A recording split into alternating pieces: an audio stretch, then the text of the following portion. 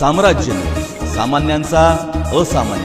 नूतन खासदार प्राध्यापक डॉक्टर ज्योती वाघमारे यांच्या वाढदिवसानिमित्त प्रबोधन विचारमंच सोलापूर यांच्या वतीने औसे वस्ती आमराई परिसरातील रमाई चौक येथे करंजी, सीताफळ, मोगरा, शेवगा, चिंच आणि जांभूळ या रोपट्यांचे वृक्षारोपण करण्यात आले।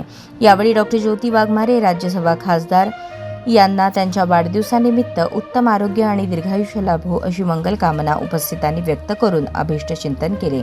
या प्रसंगी विश्वास गायकवाड, अशोक कुमार दिलपाक यांनी सध्याच्या परिस्थितीत झाडे लावण्याचे महत्त्व सांगितले। पर्यावरणाचा समतोल राखण्यासाठी प्रत्येकाने आपल्या घरासमोर एक झाड तरी लावले पाहिजे।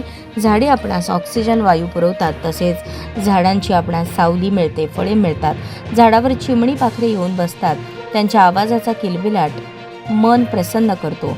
झाडे लावल्यामुळे पावसाचे प्रमाण वाढते असे मनोगत मान्यवरांनी व्यक्त केले।